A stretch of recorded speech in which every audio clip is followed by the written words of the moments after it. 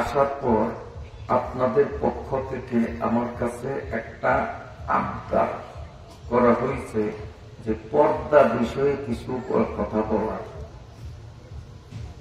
ইনশাআল্লাহ বলবো, কারণ পর্দা বিষয়ের আলোচনা করাটা এটা অত্যন্ত গুরুত্বপূর্ণ একটা সাবজেক্ট। তার আগে আমি বলি, আমি যখন আসলাম তখন হযরত মাওলানা বশির সাহেবের বয়ানের শেষ দিক থেকে তার অংশ বিশেষ শুনছি, বয়ানের পুরা বয়ান পাইনি। যতটুক পাইছি তাতে দেখলাম উনি আমলে সালেহ একটা শব্দ কয়েকবার শব্দটা মুখে উচ্চারণ করছে। আপনাকে মনে আছে? আমলে সালেহ কয় নাই শব্দটা উপরে? আমলে সালেহ শব্দটা হলো আরবি। আপনার মাইকের আওয়াজ কিন্তু অস্পষ্ট, কেন কেন শব্দ। আওয়াজ বেশির দরকার নাই, আওয়াজ কম হোক, কিন্তু আওয়াজ ক্লিয়ারই তুইব।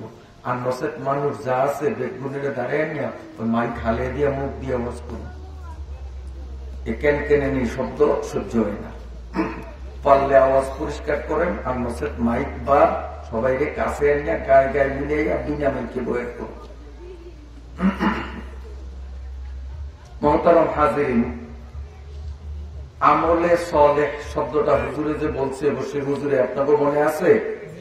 এই আমলে সালেহ শব্দটা আরবি ভাষা। শব্দটা হয় কোথেকে আপনি বলেন, আমরা চালে আমরা জানি। এখন তো করতে দেন, ঠান্ডা মাথা বসে কথাটা তো ক্লিয়ার হইতে হইব নাকি?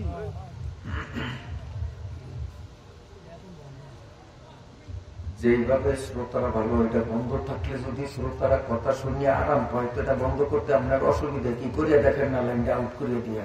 যদি দেখেন যে না বন্ধ করলে অসুবিধা হয়, শ্রোতার আপত্তি দিয়ে যে আমরা বুঝি না, তো লাইন দেন। আর যদি এটা আউট করিয়া দিলে যদি ভালো হয়, আমাকে ভালোর দরকার। কথা জোরে দরকার নেই, কথা আস্তে হোক, আওয়াজ ক্লিয়ার হোক। কি বলেন? কারণ এখানে আমরা আসছি আজকে প্রচন্ড শীত। এই শীতের শীত মনে না করিয়া এখানে আসছি মনের সাথে জেহাদ করিয়া কিছু নেওয়ার জন্য, কিছু শিখার জন্য, কান সুখ করার জন্য আসি না। কি বলেন? কিছু নেওয়ার জন্য, ঠিক না? আল্লাহ তাআলা যেন আমাদের উদ্দেশ্য সফল করেন। আমিন। বয়ান বেশি লম্বা করবো না, যেহেতু প্রথম দিন আজকে। তবে অল্প সময়ের মধ্যে চেষ্টা করব এমন কিছু কথা বলা, যে কথা আমার জন্য লাভজনক, আপনার জন্য লাভজনক। যারা পর্দার আড়ালে আমার মাহবুবরা আছে তাদের জন্য লাভজনক। এই ধরনের জরুরি কিছু কথা বলবো ইনশাআল্লাহ। তো আমলে সালেহ শব্দটা বারবার আমরা শুনছি, এই কথাটা কিন্তু আরবি ভাষা। এই আমলে সালেহ বাংলা অর্থ হইল এমন কাজ যেই কাজ করলে আল্লাহ এবং আল্লাহ রসুল খুশি হয়। আমলে সালেহ বাংলা অর্থ আপনারা বলেন কি কাম? নিজেরা বলেন। যেই কাজ করলে আল্লাহ এবং আল্লাহ রসুল খুশি হয়। বলেন, যেই কাজ করলে, সবাই, যেই কাজ করলে আল্লাহ এবং আল্লাহ রসুল খুশি হয়, এইটার নাম হইল আমলে সালেহ। এইটার নাম হইল নেক আমল। যাই বলেন, নেক আমল ফার্সি ভাষায়, আরবি ভাষায় আমলে সালেহ, আর বাংলা ভাষায় হইল যেই কাম করলে আল্লাহ এবং আল্লাহ নবী খুশি হয়। এখন সেই কাজটা ধর্মীয়, এমন সেই কাজটা ধর্মীয় হোক আর দুনিয়াবি হোক, সামাজিক হোক, পারিবারিক হোক, আর রাষ্ট্রীয় হোক, রাজনৈতিক হোক, যে কোনো কাজ হোক, যদি কাজটারে আমি এমন কায়দায় করি যে এই কাজটা এই নিয়মে করার কারণে আমার আল্লাহও খুশি, আমার নবীও খুশি, তাইলে এইটাই নেক আমল, এইটাই আমলে সালেহ। ঠিক আছে নি? আর যদি আল্লাহ এবং আল্লাহর রসুল বেজার হয়, এই নিয়মে যদি কামটা করি, সেই কামটা ধর্মীয় কামও যদি হয়, তারপরও সেটা হবে আমলে বদ। আমলে বদ মানে এমন কাম যেই কাম করার কারণে আল্লাহও বেজার, আল্লাহ রসুলও বেজার। এটারে আমলে বদ এইভাবেও বলে, অথবা বদ আমল এইভাবেও বলে। সোজা কথা, যেই কাজ করলে আল্লাহ ও আল্লাহর রসুল বেজার হয় সেই কাজটার নাম কি? বদামল। এখন নেক আমল আর বদামল দুইটা জিনিস বুঝাইতে পারছি আপনাদেরকে। এইবার একটু উদাহরণ দেই। এশার নামাজ পড়ছেন নি আপনারা? আলহামদুলিল্লাহ পড়ছেন না সবাই? আলহামদুলিল্লাহ। ফজরের নামাজ পড়ার নিয়ত আসেনি। এশার নামাজ আজকে কয় রাকাত পড়ছেন? ফরজ নামাজ কয় রাকাত পড়ছেন? সারা জীবন 4 রাকাত পড়ছেন। আজ কয় রাকাত পড়ছেন? আগামীকালকে 5 রাকাত পড়বেন। কারণ ওয়াজ শুনানোর একটা অ্যাকশন আছে না, এই জন্য ওয়াজ শুনিয়া আমলের ন্যায় পরিমাণ বাড়াই তুলব। এই জন্য আগামীকাল এশারের ফরজ নামাজ 5 রাকাত পড়বেন, তাই না? হ্যাঁ, এখন এশারের নামাজ পড়ছি, একটা 5 রাকাত পড়ছি মনোযোগ সহকারে। কাবা শরীফের ইমাম সাহেব ইমামতি করছে, আমরা বেলুঙ্গার মানুষরা একবারে মন দিয়ে ঠিক করিয়া ধীর ভাবে পড়ছি। কিন্তু কয়েকটা 5 রাকাত 4 রাকাত। আল্লাহ এবং আল্লাহ রসুল খুশি হয়েছে না বেজার হয়েছে? খুশি হয়েছে না বেজার হয়েছে? কারণ আল্লাহ আর আল্লাহ রসুল কয়, আমি সবক দিলাম 4 রাকাতের, তোরা পন্ডিতি করিয়া 5 রাকাত পড়লি কা। আল্লাহ খুশি হইব না বেজার হইব? রসুল খুশি হইব না বেজার হইব? তাইলে নামাজটাও তার বদাম। কথা বোঝেন নাই? তরিকা গলত হওয়ার কারণে নামাজের মতো নেক আমলটাও কি হয়ে গেছে? বদামল হয়ে গেছে। ঠিক আছে না? পেশাব পায়খানা আপনাকেও করণ লাগেনি, আমার লাগে। কিন্তু আমার মাঝে মধ্যে শরীর কষা হয়, পায়খানা হয় না, তখন ওষুধ খাইও পায়খানা করি। ওষুধ না খেলে পায়খানা হয় না। পায়খানা হয় না কারণে ওষুধ খাই। তা আমরা পেশাব পায়খানা করি না? না করি? করি। এখন পেশাব পায়খানা করার মধ্যেও এমন নিয়ম আছে, যেই নিয়মে করলে আল্লাহও খুশি হয়, রসুলও খুশি হয়। এই নিয়মে যদি পেশাব পায়খানা করি তাহলে এইটাও নেকামল, এইটাও আমলে চলে। আর যদি এমন কায়দায় করি, যেই কায়দায় করলে আল্লাহও বেজার হয়, রসুলও বেজার হয়, তাহলে পায়খানাটাও বদামল হবে। তাইলে নামাজ যেমন নেকামল হয়, আবার বদামল হয়। পায়খানা করা এইটাও নেকামল হয়, এইটাও কি হয়? বদামল হয়। কথা বুঝাইতাম পারি না। বাথরুমে ঢুকবেন, কোন পাও আগে ঢুকাইলে আল্লাহ এবং নবী খুশি হইব? কোন পাও? বাম পাও। কেমনে ঢুকাইবেন? আমার দিকে চান। বাথরুমে যখন যাইবেন, বাম পাওটা ঢুকানোর আগে নির্ধারিত একটা দোয়া আছে, দোয়াটা পড়তে হয়।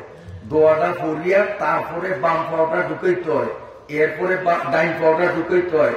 ঢুকাইয়া বাথরুমটা বড়, হ্যাঁ, ওই সামনে যে বইয়া পায়খানা করবেন, 2 ইট আছে, ইটের উপরে বসবেন।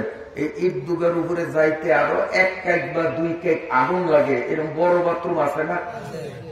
আছে না?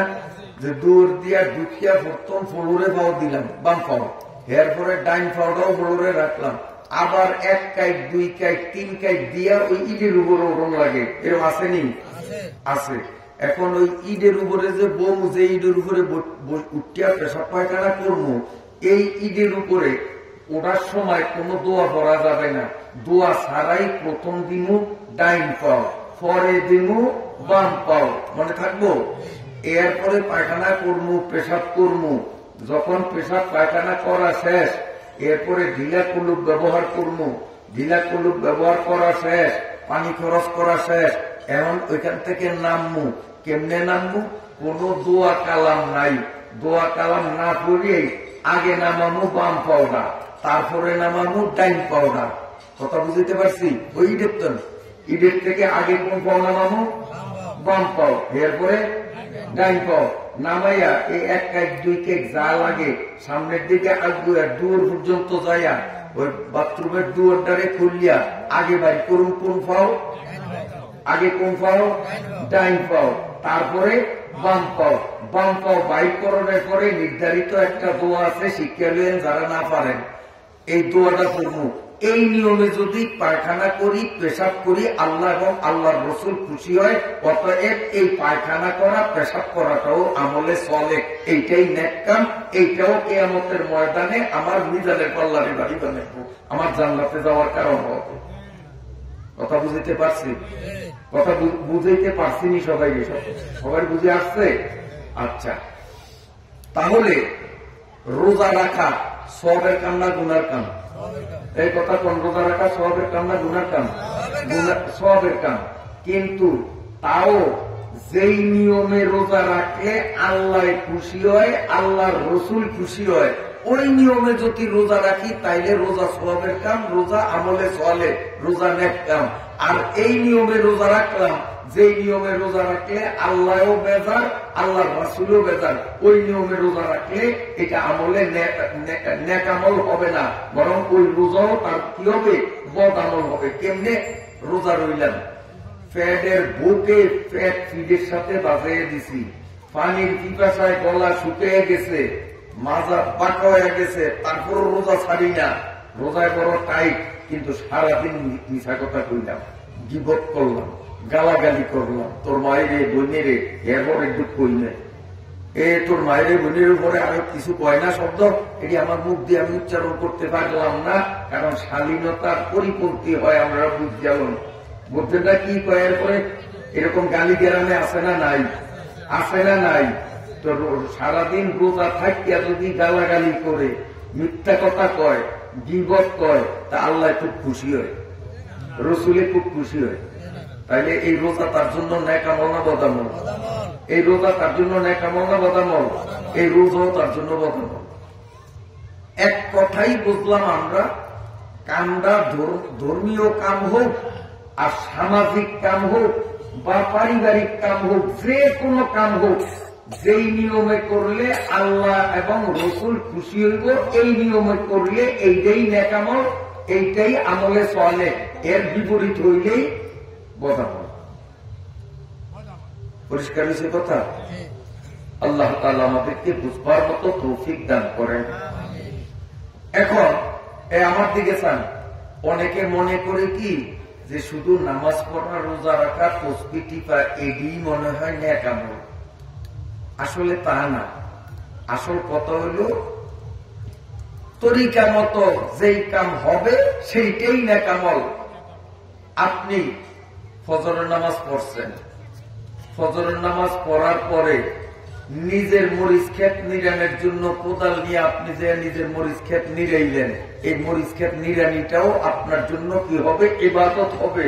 যদি ওই কোদাল দালানের সময় বিসমিল্লাহ কইয়া লন আর কোরবানি শুরু করার সময় বিসমিল্লাহ কইয়া কোরবান, তা আপনার এই নামাজ যেরকম নেক আমল, রোজা যেরকম নেক আমল, মরিচ ক্ষেত নিরানিটাও এরকম নেক আমল। তো বশির শাহ হুজুরের মুখ থেকে আমলে চলে শব্দটা আমি কয়েকবার শুনছি, এই জন্য এইটার একটু বিশ্লেষণ করছি। আপনারা বেজা হয়েছেননি? কথাটা এখন পরিষ্কার হয়েছে না? সবার কাছে পরিষ্কার হয়েছে না? আচ্ছা, এবার আরেকটা প্রশ্ন করি আপনাদের, উত্তর আপনারা দিবেন। কারণ আমি বশির শাহ হুজুরের মুখে এই কথাটাও শুনছি, বেশি ওয়াজ ওনার ভাগে পাই না, শুনছি উনি নামাজের উপরে খুব তাকিদ দিছে। বশির শাহ হুজুর আজকে উনি আগাগোড়া ওয়াজ করছে, ওনার কথার ধরনে আমি বুঝে নিছি, কারণ বাদ বেগুন টিপন লাগে না। ওই বক্তাকে মুখের ওয়াজ দুই এক লব্জ শুনলেই আমরা বুঝি যে এই বেটা বর পর হইতে কোন বিষয় নিয়ে আলোচনা করছে। তো ওনার কথা যেটুক ভাগে পাইছি, এটুকে আমি বুঝছি যে সুন্নত তরিকায়, অর্থাৎ আল্লাহ আর নবী খুশি হয় এমন নিয়মে নামাজ পড়ার গুরুত্ব নিয়ে বশির শাহ হুজুর আজকে ওয়াজ করছে। ঠিক আছে নি? আমি কিন্তু ওয়াজ অল্প একটু পাইলে কিন্তু ওয়াজ ওনার আঘাতন গোড়া ব্যাখ্যান দৌড়িয়া গেছি, কারণ বাদ বেগুন টিপন লাগে না, মাথারিরে একবার দুবার টিপ দিলেই ফাতিলের বাইরে গোটার খবর লইতে পারে না। আমার ওই রকম। এখন আমার কাছে একটা আশ্চর্য জিনিস লাগে যে নামাজের ওয়াজ মুসলমানের করে কেন করা লাগবে? নামাজের ওয়াজ তো করতে হবে কোন হিন্দু কলেমা পড়িয়া মুসলমান হয়েছে এরে ওয়াজ করতে হবে। নামাজের তুই যখন কলেমা পড়ত নামাজ পড়া লাগবে। যে নিজে মুসলমান, ওর বাপ মুসলমান, দাদা মুসলমান, তালই মুসলমান, পিজা মুসলমান, 14 গোষ্ঠী না কয় গোষ্ঠী ধরিয়া মুসলমান, এই সমাজের মানুষের নামাজের গুরুত্ব নিয়ে যে ওয়াজ করা লাগে, আমার এটা মাথায় ধরে না। এরা কি মুসলমানের কাতারে আছে? এদের কেন নামাজের গুরুত্ব নিয়ে ওয়াজ করা? আমি যুবকদেরকে বলবো, বাবা, যদিও যুবকরা সংখ্যায় খুব কম আসছে, আসলে উচিত ছিল যে আমরা সব মাহফিলে দেখি, আজকে উল্লাটা দেখলাম সব মাহফিলে দেখি বুড়া মানুষের উপস্থিতি যা, যুবকদের উপস্থিতি তার থেকে 4-5 গুণ বেশি বর্তমানে ওয়াজে। আমরা কথা কন হাসানা মিশা, আমি মিশা কথা বলি মাইকালা বিভিন্ন ওয়াজে আপনারা জান না, মাইক ভাড়া দেন না। এই বুড়িয়ারা যা আইয়ে তার সে জোয়ানরা বেশি আসে। আজকাল দেখলাম তার উল্টা উল্টা শুনছিলি রাম, আর জেমিলি চাই খালি বুড়িয়া করে দেখি জোয়ান হাতে গোলা কয়েকটা মাত্র। আমার মনে হয় আমার কর গণলে 1 আঙ্গুল বা 2 আঙ্গুলও মনে হয় লাগবো না জোয়ান করে গণতে, জোয়ান নাই করলেই চলে। এটা বড় আশ্চর্য জিনিস। আচ্ছা, শীত বুড়া মানুষের গাও বেশি লাগে না জোয়ান গো বেশি গায়ে বেশি লাগে? কারণ বুড়া মানুষের শরীরের বল, বুদ্ধি, শক্তি, এনার্জি কমে গেছে, রক্ত ঠান্ডা হয়ে গেছে। একটু ঠান্ডা হলেই বুড়া মানুষ ব্যাধিস হয়ে যায়, শীতে কাবু হয়ে যায়। কিন্তু জোয়ানগো রক্ত গরম, এরা এই পৌষ মাঘের শীতের মধ্যে দেখছি সকালবেলা বেলা এখনো ওঠে নয়, এই টাইমেও জাল লয়া পুকুরের মধ্যে এই মাথার তো ওই মাথা পর্যন্ত জাল টানে, তাও 3 বার টানে। কেউ শীতকালে মাছ ধরে না জালটা নিয়ে, আমার মতো মাছ পাবে না পুকুরও।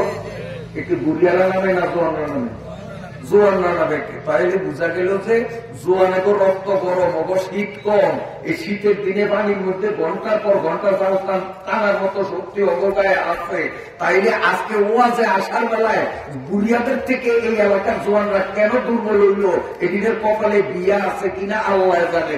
কারণ মাইকের আওয়াজ চারিদিক ছড়ায়, কারণ মেয়ের গার্জিয়ানরা বুঝবে যে এলাকার যুবক যদি সব গজবাঙ্গা, এটিদের রক্তের মধ্যে এনার্জি নাই, ওয়াজে যায় না, এটি বুড়িয়া করতো দুর্বল। কাজী বুড়িয়ার কাছে যেমন কেউ মায়া বিয়া দিতে রাজি না, ওই যুবকরা ওয়াজে আয় না, যে কপালে বউ আছে তো কপালে বিয়া নাই। আর কোন ব্যক্তি কিন্তু আটকুড়া থাকা লাগবো, আটকুড়া থাকা লাগবো। কারণ কইব যে এদিনের রক্ত ঠান্ডা, ওয়াজে আইতে নাই শীতের ধরে। বুড়িয়ারা আইতে পারলো, যুবকরা আইতে পারলো না। এই যুবকরা মাইকের মাধ্যমে আমার কথাগুলো তোমাদের কানে পৌঁছায়। যদি আক্কেল থাকে, বিবেক থাকে, বুদ্ধি থাকে, পাগল না হও। আমার কথা যদি বুঝিয়া থাকো, মাইকের আওয়াজ যতটুকুন জায়গায় পৌঁছায়, একটা মুসলমান যুবক বাড়িতে থাকতে পারবা না, রাস্তায় থাকতে পারবা না, দোকানে থাকতে পারবা না। অতি তাড়াতাড়ি মাহফিলে আসো, আমি দুপুরে পর্যন্ত ওয়াজ করবো না, অল্প সময়ের মধ্যে গুরুত্বপূর্ণ কিছু কথা কমো, খালি তোমাকে অপেক্ষায় আছি। আল্লাহ তাআলা এলাকার যুবকদেরকেও কবুল করুক, গুণে আমি করবো।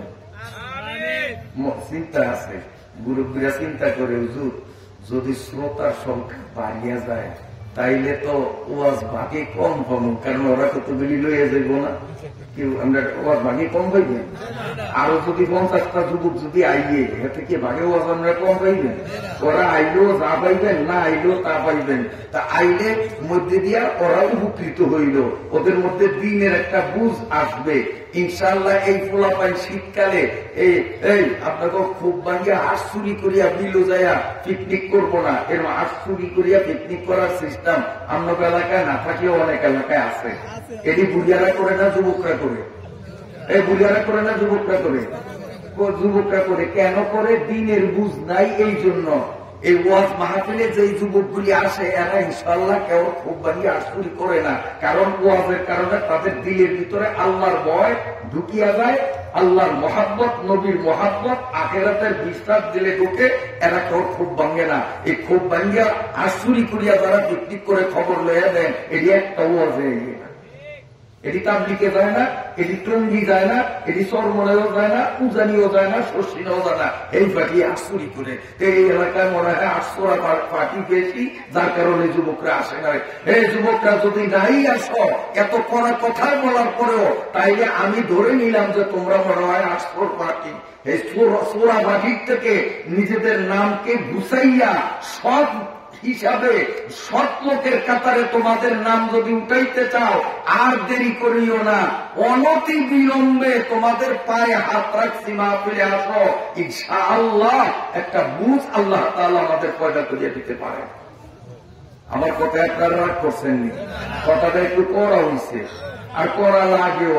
তার কারণ আমরা ডাক্তার আর আপনারা হয়েছেন রোগী। এখন ওইসে ফোরা ডাক্তারে যদি দেয় টিপ দিলে রুগী ব্যথা পায়, এই কথায় যদি রুগী যদি ডাক্তারের গাল দেয়, ডাক্তার কি ছাড়েনি? আর ডাক্তারের যদি ঠ্যাং দিয়া লাতিও দেয়, আর ডাক্তার যদি সত্যিকারের ডাক্তার হয় তো রুগীর লাতি খাইও কিন্তু টিপ ছাড়ে না, টিপ কিন্তু সত্যি ব্যাখ্যান দিয়ে দেয়। তার কারণ ডাক্তার বোঝে তুই বোঝস না দেখি আমার লাতি দেয়, আমি কিন্তু তোর এই পুজ হালেই ছাড়বো, তুই যতই চিল্লা ছাড়বো না, কারণ এই পুজ ভিতরে থাকলে তোরে হাতে ইন্ডিয়াকে হালিয়ে দেওয়া লাগবো। আর যদি পুজ হালিয়ে দেই তো এখন মলম দিন, দুগা ট্যাবলেট দিয়ে দিন, আল্লাহ দিলে 3 দিন পরে তুই ভালো হয়ে যাবে। ঠিক না বেশি? তা আমরা ডাক্তার সমাজের মুসলমান যুবকদের যেই আত্মার রুহের যে ফোড়া হয়েছে, এই ফোড়ার সুইচ গাওতে একটু টিপ দেওয়া লাগবো, এতে কিছু খোঁচাইয়া কথা করানো লাগবো। আমরা বদ্ধ দিবেনি আমারে, কারণ এই টিপ না দিলে তো সুইচ বাই দিব না। আল্লাহ, বেজার হয়েছেন আপনারা? বেজার হয়েছেন? আমি আপনাদের জিজ্ঞাসা করি, মুরব্বীরা যারা বিয়ে করছেন আপনারা জবাব দিবেন, আর যারা বিয়ে করো নাই ভবিষ্যতে বিয়ে করবা তোমরাও জবাব দিবে। আল্লাহ দিলে বিয়ে করলে তোমরা কি করবা? আপনারা মুরব্বীরা যারা বিয়ে করছেন, যাগো বউ এখনো জীবিত আছে, বউরে আপনারা ভাত খাওয়ার জন্য চাল কিনিয়ে দেন না না দেন? কথা কথা আপনারা হয়তো কিনে আনা দেন, অন্তত কষ্ট করে খেত যে চাষ করিয়া হইলেও তো দেন। মানে আমি কথা হইলো চাউলের ব্যবস্থা করেন কিনে, এটা কিছু কিনুন কিনুন দরকার নেই, এলা কিনে হোক আর খেত চাষ করেও চাউলের ব্যবস্থা করেন না না করেন? শাড়ি অথবা সেলোয়ার কামিজ দেন না না দেন? জ্বর হইলে ওষুধ দেন না না দেন? এই যারা বিয়া করস নাই, আল্লাহ যেদিন তো করে তৌফিক দেয় বিয়া করবি, বউর যদি জ্বর হয় তো তোরা ট্যাবলেট খাওয়াবি না কবি দেখার ভালো হয়েছে এটা বিষ পড়ু না ওষুধ নিয়ে দিবি? এই যুবকরা কথা কর, দিবি না দিবি? নিয়ত আছে না? আচ্ছা, তোর বউর কাপড় যদি সিরিয়া যায়, কাপড় কিনে দিবি না না দিবি?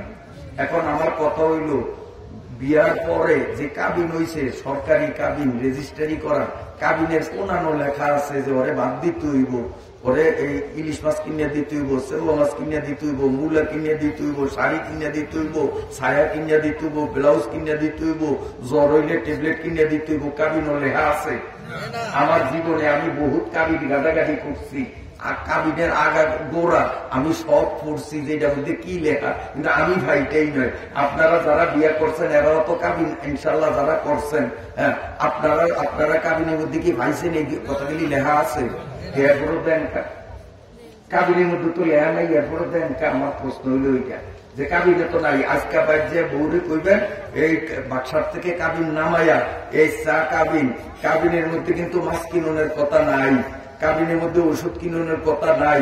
তোর জ্বর হইয়া তুই মর নাইলে বাস, আমি কিন্তু তোরে আর ওষুধও দিন না, জীবনে আর মাছের মও কিনা দিন না। আর যেটা ডাইরেক্ট ঘোষণা দিয়ে, কারণ দেখবেন কাবিনের মধ্যে লেখা নেই।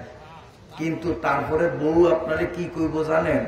বউ আপনারে কইব যে আচ্ছা হুজুরে যখন বিয়া পড়াইছে বা কাজ হিসাব পড়াইছে, হ্যাঁ, তখন আলহামদুলিল্লাহ কবুল করছি, এই কথা কইছেন নি? আপনারা কইছেন নি? আমি কইছি, কিন্তু আমি যেদিন আমিও তো বিয়া করছি আল্লাহ দিলে আমার নায়নাত কুরু আছে, ভূতের ঘর আছে, জিয়ের ঘর আছে। আমি যেদিন বিয়া করছি, হ্যাঁ, সেদিন আমার একটাও শিখিয়ে দেওয়া লাগে না, কারণ আমরা তাহলে মানুষ, আমরা মানুষের বিয়া পড়াই। তা আমার বিয়া পড়ানোর দিন আবার কাজী সাহেব যখন আমার শিখান করছে, আমি বলে থামেন, আমারে কি শিখাইবেন? আমি মানুষের কত হাজার হাজার মানুষের বিয়ে পড়াইছি, হবে সেটা বিয়ে পড়তে হয়েছি, আমরা চুপ করে থাকেন। হেন মেয়ের পক্ষ থেকে যখন আমার শ্বশুর প্রস্তাব দিছে, সেও আলেম মানুষ, তারেও শিখিয়ে দেওয়া লাগে না, আর আমারও শিখিয়ে দেওয়া লাগে না। আমিও প্রস্তাব কবুল করছি এইভাবে যে আলহামদুলিল্লাহ আমি সব জ্ঞানে সুস্থ মস্তিষ্কে উক্ত প্রস্তাব আলহামদুলিল্লাহ কবুল করছি। এরকম একটা কথা আপনারা কইছেন নি বিয়ের সময়? কইছেন নি? ও যুবকরা, তোরাও কম রাখবো, আলহামদুলিল্লাহ কবুল করছি, অন মুখাস্ত করিয়া রাখ, ওই বিয়ার দিন কম রাখবো। যদি না কস তাইলে বিয়া কিন্তু বিয়া হইব না। বিয়া হইতে হইলে এক পক্ষে মায়ের পক্ষের প্রস্তাব, আর পোলার পক্ষ থেকে পোলায় নিজে কইব আলহামদুলিল্লাহ কবুল করছি। আমার কথাটি আমরা বোঝেন কিনা? যেহেতু ওয়াজ মাহফিলটা গ্রাম, আর আমিও গ্রামের মানুষ, যেই ভাষায় কথা কইলে বুঝবো আমি এই ভাষাই কই। বিশেষ করিয়া বলার প্রচলিত আঞ্চলিক শব্দই আমি বেশি ব্যবহার করি, যাতে আপনাকে বুঝতে সহজ হয়। আমার কথা বুঝতে যায়নি। বুঝা যায়নি? এখন আলহামদুলিল্লাহ মুরব্বীরা কইছেন বিয়ের সময় এই যুবক তবুও কিন্তু কম লাগবো, শিখিয়ে দিলাম, নাইলে কিন্তু বাসর হইব না, বাসর হইব না, জীবনে বউ শোভা দেখি না। ওই যে আলহামদুলিল্লাহ কবুল করছি, এই কথার মধ্যেই কিন্তু এই কথার বিশ্লেষণ করলে এইটা মধ্যে ইসা মাছ, চিংড়ি মাছ, সেউয়া মাছ, ইলিশ মাছ, ওষুধ, বিশুদ, ভাত, সালন, ওগুলা মানে যা কর এই কবুল করছির মধ্যে কিন্তু ব্যাগ ঢুকিয়া রয়েছে। কবুল করছি যদি না কইতাম তো এটি আমার কিছু দেওয়া লাগবে না, কারণ এই মুরব্বীর মায়ার ব্যাপারে আমি কবুল করছি কই নয়, কাজে আমনের মায়ারে ভাত কাপড় দেওয়ান আমার কবুল কোন দরকার আছে? আপনার মায়ারে আমি মাছ দিতে হইব, শাড়ি কিনে পাঠাইতে হইব? এই সভাপতি হিসাবের মায়া আমি কবুল করছি এই কথা কই নাই। কাজে এইটার যদি কোন যত রক সুন্দর মাইয়া এই মায়ারে কি কাপড় আমার কিনে দেওয়া লাগবো? আর কথা কয় না। ওই যে সভাপতি সাহেব মায়ের অসুখ হয়েছে, এখন ডাক্তারের কাছে নিতে 10,000 টাকা খরচ লাগবো, আমার 10 টাকা খরচ করা লাগবো নি? আমার উপরে কোনো দায়ভার আসেনি নাইকা, যেহেতু আমি কবুল করছি কই নয়। এই বেড়ার জামাই যেহেতু কবুল করছি কইছে, এখন 10,000 না 10 লাখ টাকা লাগলে ওই জামাই খরচ করতে বাধ্য, এটাও কবুল করছির মধ্যেই আছে। কাজে আমরা মুসলমান যারা এই কথা পড়ছি আমার লোকে কন লা ইলাহা ইল্লাল্লাহু মুহাম্মাদুর রাসূলুল্লাহ, সবাই কোন লা ইলাহা ইল্লাল্লাহু মুহাম্মাদুর রাসূলুল্লাহ, সবাই বলেন, একজন বাদ থাকবেন না। লা ইলাহা ইল্লাল্লাহু মুহাম্মাদুর রাসূলুল্লাহ। আমার মা বোনরা আপনারাও বলেন, কিন্তু নিজের আওয়াজ নিজের কানে আইয়ে একটু জোরে চিল্লায় না। মা বোনরাও কিন্তু পড়েন, হ্যাঁ আপনারাও পড়েন লা ইলাহা ইল্লাল্লাহু মুহাম্মাদুর রাসূলুল্লাহ। এই লা ইলাহা ইল্লাল্লাহ মুহাম্মাদুর রাসূলুল্লাহ যে কইছে তার উপরেই বাধ্যবাধকতা। উক্ত হইলে নামাজ পড়া, মা চাইলে রোজা রাখা, টিয়া হইলে যাকাত দেওয়া, মক্কা শরীফ যাওয়ার মতো শক্তি যদি তাই তো মক্কা শরীফ যাওয়া। হ্যাঁ, ওইখানে যেমন কবুল করছি কনে ব্যাক লাগে, এই কলেমা পড়নেও ব্যাক লাগবো, সোজা কথা। তো কলেমা পড়ছ তো তুমি নামাজ পড়বা না, তাইলে তোমার কেমনে উঠব? তাইলে বোঝা গেল তুমি বিয়া করছো, বউরে ভাত কাপড় দেবো না। তো যেই স্বামী বিয়া করিয়া বউরে ভাত দিব না, কাপড় দিব না, ওষুধ দিব না, এটা কি স্বামী না অসভ্য? এই জন্য কোন স্বামী না অসভ্য? এটা মানুষ না অমানুষ? এটা কি জালেম না অন্য কিছু? কথা কয় না। তাইলে যেই মুসলমান লা ইলাহা ইল্লাল্লাহ মুহাম্মাদুর রাসূলুল্লাহ কওয়ার পরেও নামাজ পড়ে না, পরে নামাজের জন্য বুঝান লাগে, শাসান লাগে, পোষান লাগে, এটা মুসলমান না। এইটাও অমানুষ, এইটাও অসভ্য, এইটাও জালিম। মুসলমানরা কেন নামাজের ওয়াজ করবে? মুসলমান তো লা ইলাহা ইল্লাল্লাহ পড়ছে, লা ইলাহা ইল্লাল্লাহর মধ্যেই তো সব আছে। যেমন কবুল করছির মধ্যে সব আছে, লা ইলাহা ইল্লাল্লাহর মধ্যেই সব আছে। লা ইলাহা ইল্লাল্লাহ যখন আমি পড়ছি, রমজান মাস আসলে আমার রোজা রাখতেই হবে, 5 ওয়াক্ত নামাজের ওয়াক্ত হইলে আমার নামাজ পড়াই লাগবে, ভিন্ন লোক আমার সামনে পড়লে আমার পর্দা করাই লাগবে, আমার টাকা হইলে যাকাত দেওয়াই লাগবে, মক্কা মদিনা যাওয়ার মতো শক্তি হইলে আমার মক্কা মদিনা যাওয়াই লাগবে। এক কথায় লা ইলাহা ইল্লাল্লাহ যখন কইছি, এক কথার মধ্যে সবাই গেছে। কথা বুঝাইতে পারছি? কথা বুঝাইতে পারছি? এখন যুবকরা তোমরাও তো কলেমা পড়ো, কিন্তু নামাজ পড়ো না। তোমরাও এই কলেমা পড়ো, কিন্তু তোমরা রোজা রাখো না। তোমরাও কলেমা পড়ো, কিন্তু পর্দার ফল তোমাদের মধ্যে খুঁজিয়া পাওয়া যায় না। তোমরা ভাগ করিয়া দিছ যে নামাজ পড়বো যারা তাবলীগও যায়, যারা চরমনায় যায়, আর যারা মালাংসা হইছে, হ্যাঁ ওনারা পড়বো নামাজ। আর আমার এই কথা তোরা কবি না, আমি মহিলা আমি নামিয়া যে এনো বয়ে দিন, কদ্দুর বারসাই এনো একটা গেড়ির দরিয়া নিয়ে এনো বয়ে দিন, আমি নামিয়ে যাই। বড় জামান জ্বালাইতেছে আমি আসার পরিতে একটা ঘেড়ি দৌড়ি আমি নামিয়ে এনো বলবো সাই কদ্দুর ক্ষতি বারস এনো বইয়ের কম লাগবে, একটা শব্দ যেন না করে, একদম চুপ। আমি যে কথাগুলি বলতেছি জরুরি কথা কই না, ফালতু আলাপ করি। একটা বুঝ নিয়ে যাতে যাইতে পারি আমরা, এরকম একটা বুঝের কথা হইতে আছে না, একটা বুঝের কথা। আজকে আসলে যুবকরা বোঝে না কারণে নামাজে আসে না।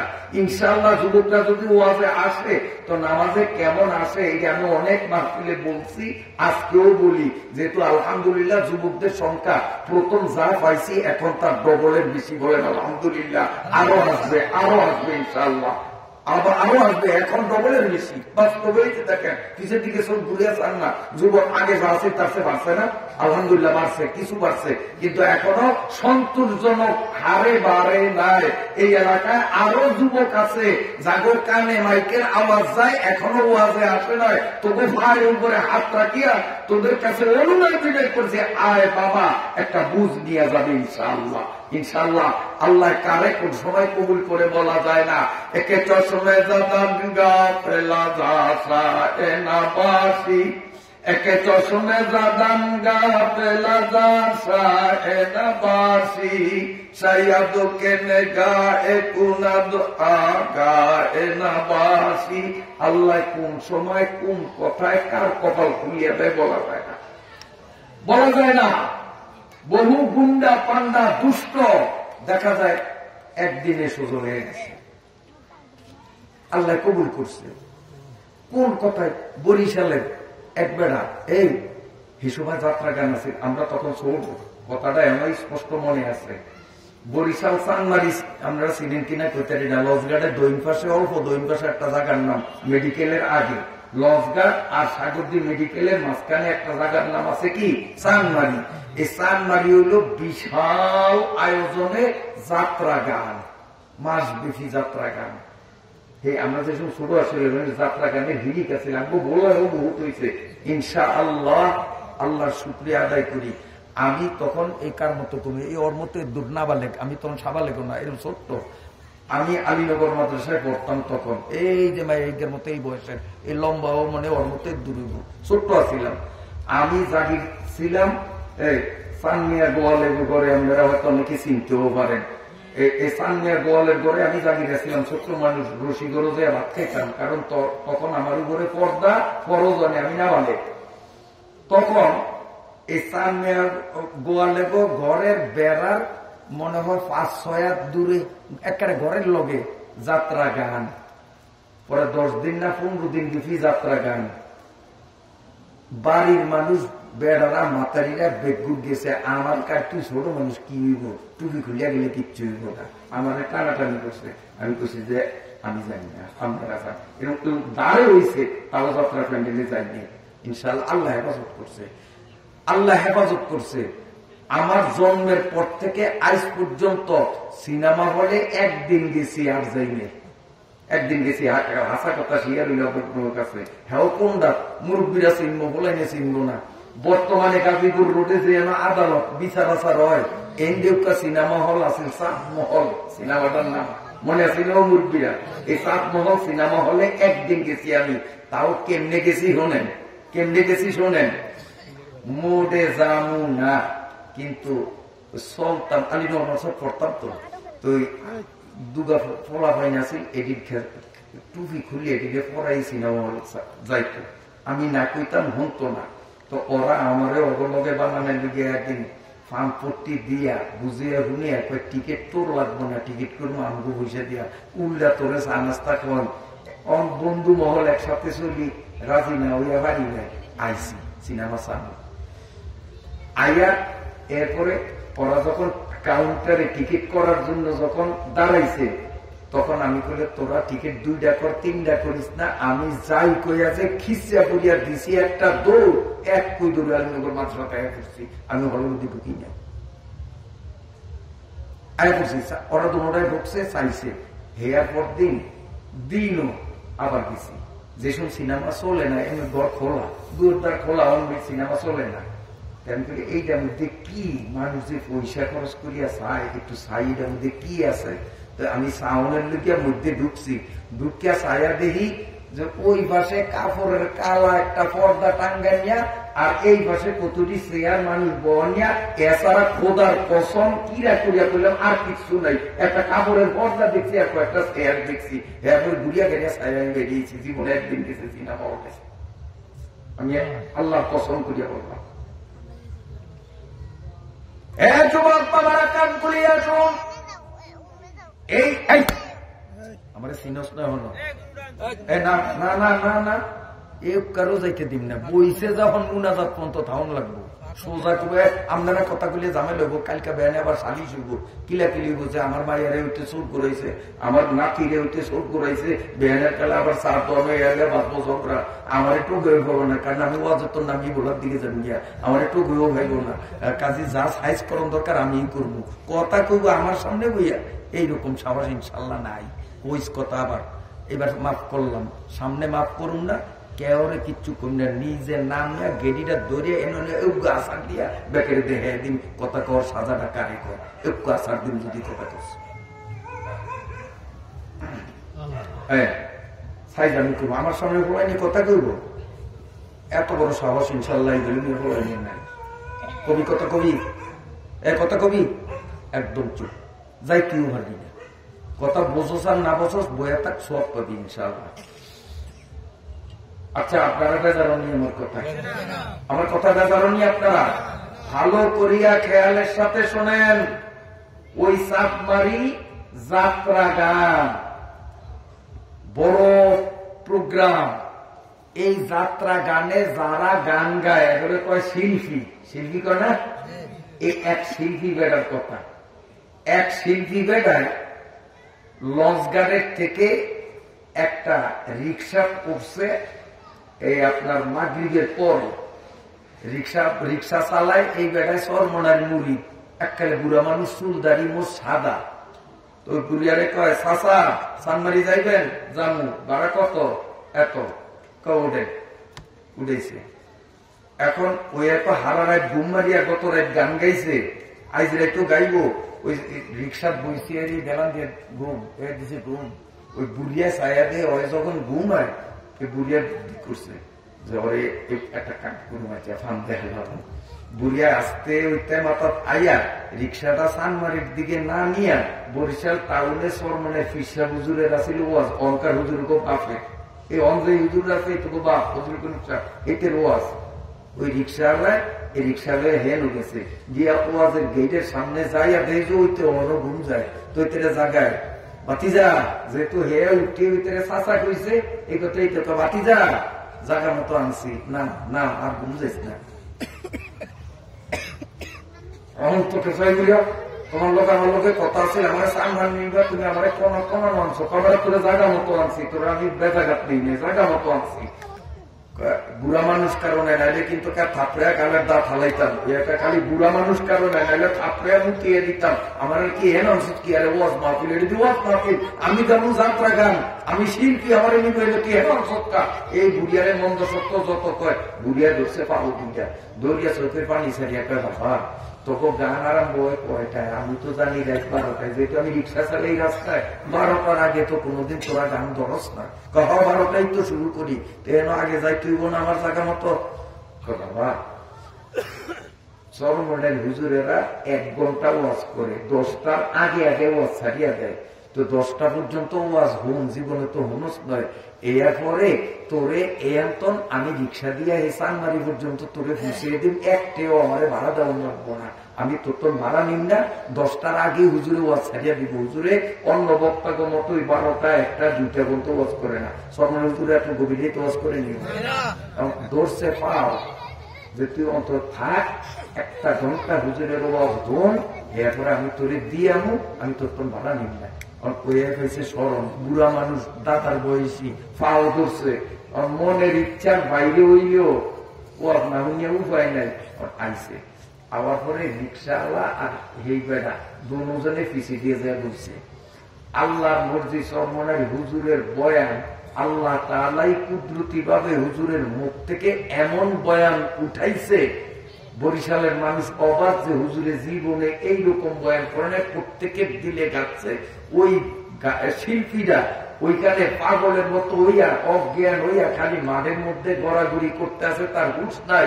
ওয়া শেষ হওয়ার পরে আইয়া পিসা হুজুরের পাও ধরিয়া হুজুর আমার উপায় নেই, আমার জাহান্নাম ছাড়া উপায় নাই, এতদিন বুঝি না, আজকে আমার বুঝে আসছে, হুজুর দয়া করি আপনি আমারে মাফ করেন, আমারে মুরিদ বানান, আমারে সবক দেন। আমি আপনার হাতে হাত দিয়া আমার মালিকের কাছে ওয়াদা দিতাম, চাই যে আমি জীবনে আর যাত্রা গান তো করবো না, যাত্রা গানের দ্বারেও যাবো না, জীবনে নামাজ রোজা শরীয়ত ছাড়বো না, কারণ আমার মরণ লাগবো। আজকে আপনার ওয়াজে মৌতের ভয়, কবরের ভয়, হাসরের ভয় আমার দিলে 100% হুজুর আপনি আমারে মুরিদ বানাইয়া আমারে যদি পথ ধরে না দেন তা আমার ঠিকানা দুজক ছাড়া নাই। হুজুরে কই তুই যদি 7টা দিলে মুরিদ হতি চাস তা আমি তোরে মুরিদ বানাই। আল্লাহর মর্জি সেই মানুষটা এখনো জীবিত আছে। এই মানুষটারে দেখলে আপনি মনে করবেন কোন মাদ্রাসার প্রিন্সিপাল, কোন মাদ্রাসার বড় হুজুর, মাথায় পাগড়ি, হাতে তসবিহ, গাল ভরা দাড়ি, গায়ে সুন্নতি পাঞ্জাবি, তার তাহাজ্জুদ এখন ইনশাআল্লাহ কাজা হয় না। তাইলে 1 ঘন্টা ওয়াজ শুনিয়া যাত্রা গানের একটা শিল্পীর যদি জীবনের এমন আমূল পরিবর্তন হইয়া যায়, এ ভেলুমিয়ার যুবকরা তোদের কোন বাসায় বোঝাবো? এত অনুরোধ করার পরেও এখনো তোমার বাইরে রইনি যারা, আমার মনে হয় তোদের মাথায় গোবর ছাড়া কিছু নাই। যদি মাথায় গিলু থাকে, যদি তোদের বুদ্ধি থাকে, কথা বুঝার মতো সত্যি যদি তোদের মাথার মধ্যে তাকিয়া থাকে, তারপরেও তোরা মাহফিলে কেন আসবি না এটা আমার বুঝে আসে না। আল্লাহ এলাকার যুবকদেরকে কবুল ফরমা। আল্লাহ বন্ধুরা আমার, আমি আপনাদের সামনে পবিত্র কোরআনুল কারীম থেকে ছোট্ট একটু ওখানে আয়াত তিলাওয়াত করেছি।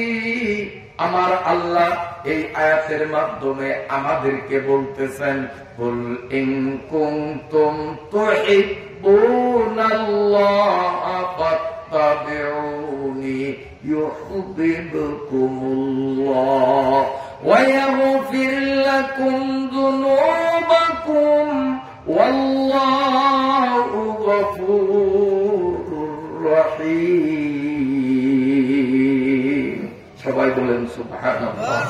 আপনারা বিরক্ত হননি? কোন বিরক্ত হননি? এই আয়াতের মর্মে যদি কিছু কথা বলি আপনারা শুনতে রাজি আছেননি? শুনতে রাজি আছেননি? এই শোনেন, তাইলে দুররাতুস সালিহিন নামক কিতাবে পাইছি, সেখান থেকে একটা হাদিস আপনাদের বাংলায় শুনাই, তারপরে এই আয়াতের কথাটা ধর্ম, কথাটা যখন মনে পড়ছে এই জন্য আমি এই কথাটা বলি। যুবকরা খেয়াল করিয়া শোনো, দুররাতুস সালিহিন কিতাবটার নাম। এই কিতাবের মধ্যে লেখা আছে, একদিন বিড়ালে আল্লাহর কাছে মুনাজাত করছে। কে? আর বিড়াল টিড়াল বাদ বিলাই ছিলেন তো, বিড়াল বলে কে চিনে না চিনে অত নীতির দরকার নেই। বিলাই মুনাজাত করছে, কে? বিলাই আল্লাহর কাছে। বিলাই বানাইছে কে? না নিজে নিজে হয়েছে? কে বানাইছে? আল্লাহ বানাইছে। এইটা বিলাই বুঝে, কিন্তু আমরা কিছু মানুষ হইয়াও বুঝি না যে আল্লাহ আমারে বানাইছে, এটা আমরা বুঝি না। কিন্তু বিলাই বুঝছে যে বিলেরে কে বানাইছে? আল্লাহ খামোখা বানাইছে? খামোখা বানাইনি, নিশ্চয়ই এটার পিছনে কোনো কারণ আছে, সেটা আল্লাহ জানে। পরে বিলে কেন বানাইলো এটা আল্লাহ জানে। আমার করে আল্লাহ মানুষ কেন বানাইছে এটা আল্লাহ কইয়া দিছে কোরআন শরীফে, কইতাম নি কথা। আমরা শুনতে চাইলে না কবো না, আমি কি জোর করি আমার করে শুনে কিনবো, এমনকি ডাকেছি আমার। আল্লাহ আমাদেরকে ইচ্ছা করলে গাছ বানাইতে পারতো না, আমার মানুষ না বানায় গাছ বানাইতে পারতো না, মাছ বানাইতে পারতো না, এই গরু বানাইতে পারতো না। আল্লাহ ক্ষমতা আছে, কিন্তু তা না বানায় আল্লাহ আমারে মানুষ কেন বানাইছে আল্লাহ পাক এটার কারণটা কোরআন শরীফের মধ্যে নিজে কইয়া দিছে। কোন সুবহানাল্লাহ। আল্লাহ কয় তো করে আমি মানুষ বানাইছি আমার একটা উদ্দেশ্যে, সেই উদ্দেশ্যটা হইল তোরা দুনিয়ার কাম করস আর ধর্মের কাম করস, যাই করস যেইভাবে করলে আমি খুশি হমু সেইভাবে তোরা করবি, আর আমি আল্লাহর মনটা খুশি হইয়া যাইব তোকে কাম দেখিয়া।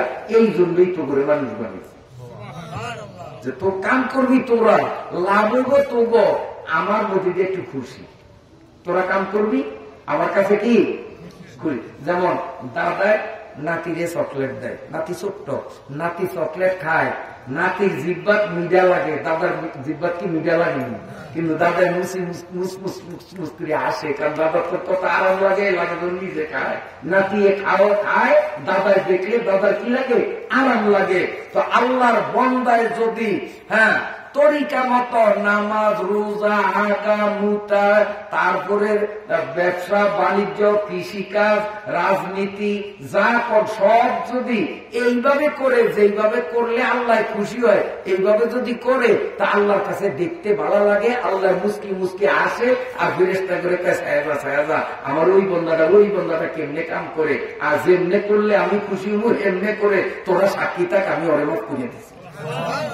আল্লাহ ফেরেশতা করে বলে আসে, সুবহানাল্লাহ সুবহানাল্লাহ সুবহানাল্লাহ।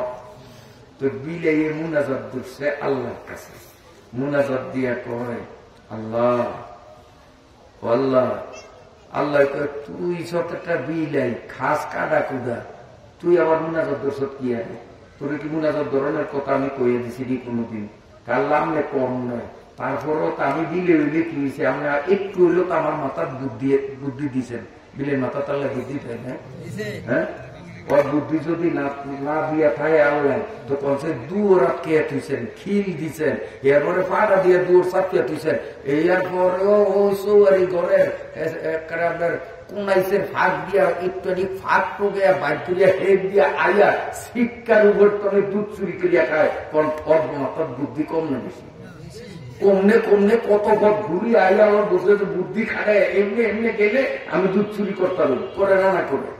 তো বিলের মাথা তো বুদ্ধি আছে, বিলি একে আল্লাহ অল্প হইলেও তো আমি আমার মাথার বুদ্ধি দিয়েছেন, আমি এই বুদ্ধি খাটাইয়া আমি আপনার কাছে একটু দরখাস্ত দিব, আপনি শুনবেন না? আল্লাহ কয় আল্লাহ আপনি আমার বিলেই বানাইছেন, এই জন্য আমি আপনার উপর একটু বেজার না, বরং আমি খুশি, কারণ আপনি ইচ্ছা করলে আমারে বিলাই না বানায় কুত্তা বানাইলেও বানাইতে পারতেন, পারতো নিয়ে আল্লাহ এটারে বিলাই না বানাইয়া এটারে কুত্তা, যেটারে কুত্তা বানাইছে এটারে কুত্তা না বানাইয়া এটারে বিলাই বানানোর ক্ষমতা আল্লাহর আছে না নাই?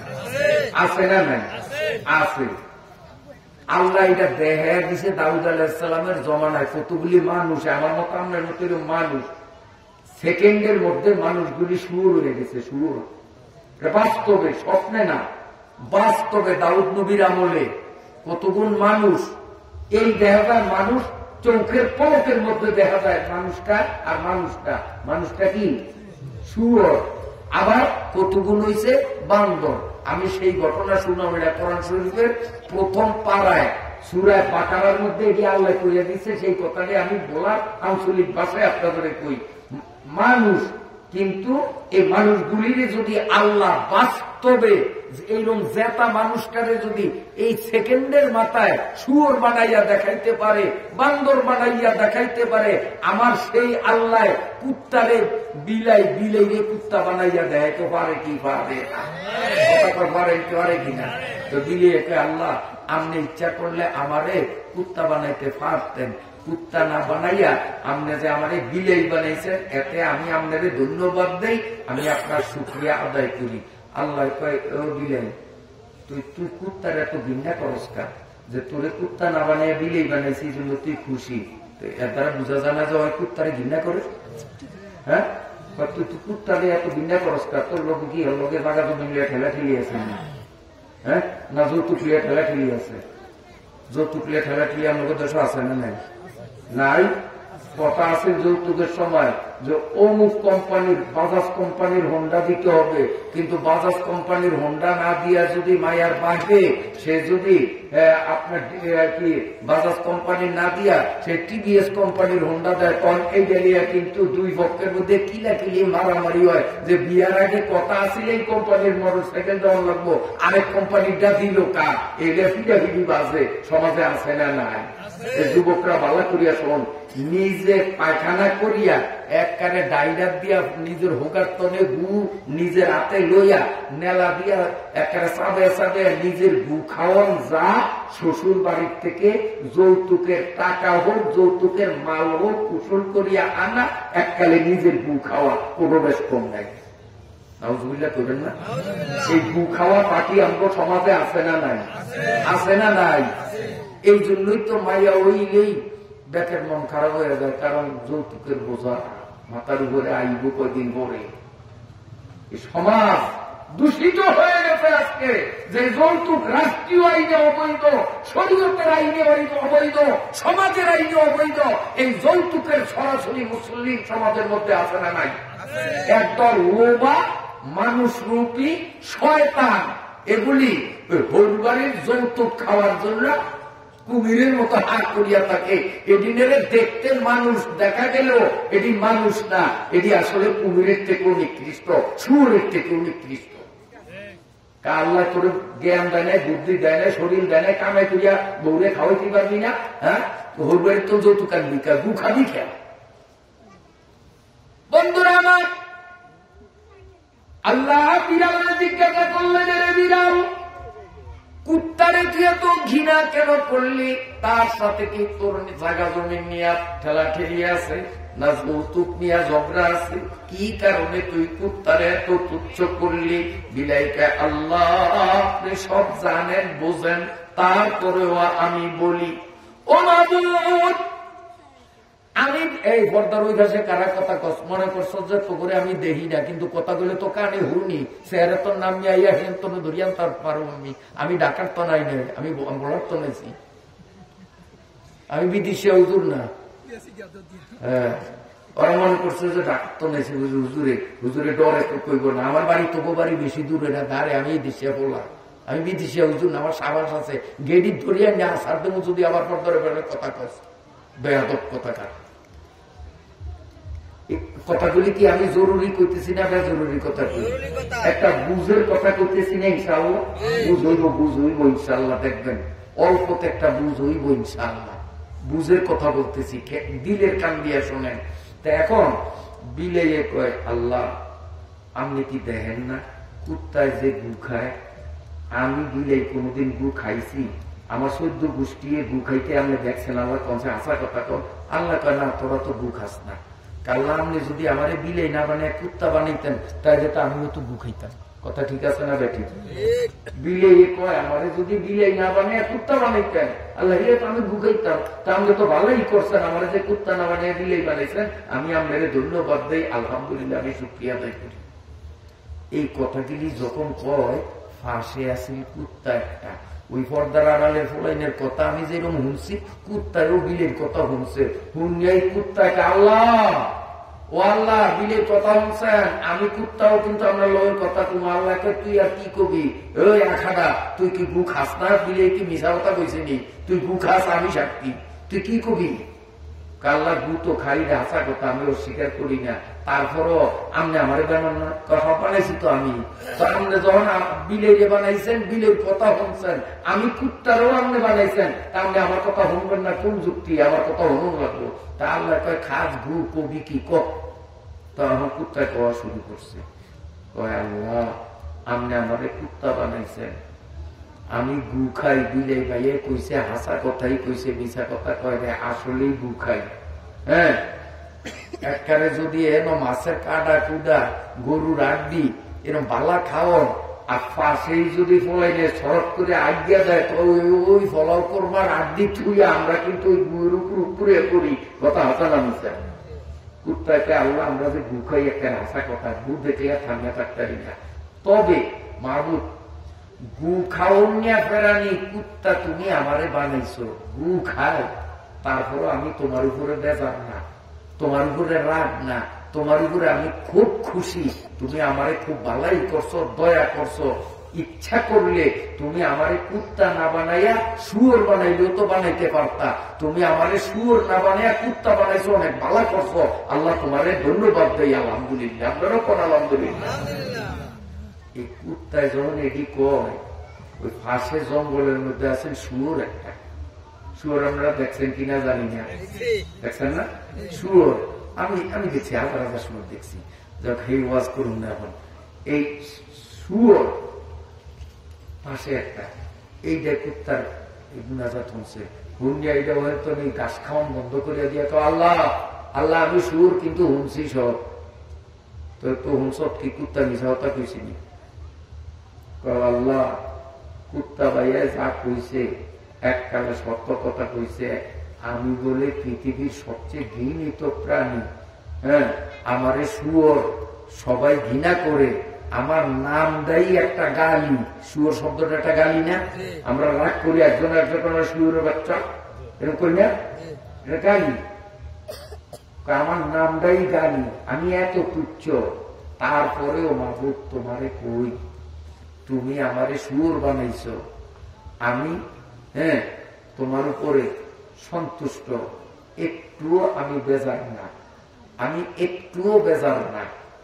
তুমি আমারে নিকৃষ্ট প্রাণী বানাইছ, কুত্তায় গু খাইল একটু সাইজ করিয়া খায়, কেমনে খায় জানেননি? শক্ত গু যদি হয় তাইলে কিন্তু ঠোঁটের লগে মনু মনু মনু আমার দিকে এই যেমন দিছে ফোটলা বান্ধে যাবো নাইলে সালা নারা দিয়ে একটা বেগুন আমার যে বলি বাইক দিয়ে খাবো পুরো পুরো দিয়ে আনি, আর বেগুন আরামি কিন্তু যাবো তো যাবো তো অল খাইটা দিন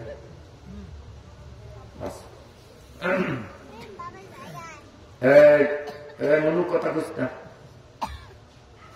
কথা কইতাম নিব, খুব মজার কথা শোনে। তো কুত্তার কথাটা রয়ে গেছে, কুত্তাকে আল্লাহ আমি যে গু খাই একটা সাইজ করিয়া খাই, কেমনে?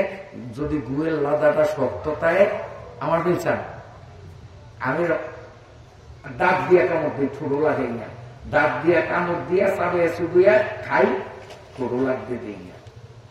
আর যদি গু যদি নরম দেহি তোর জিব্বা দিয়া খায় না, কাল্লা জিব্বা দিয়া চারটা চারটা পরিষ্কার করি খুব খেয়ালের সাথে, যাতে গালে কোথাও না লাগে।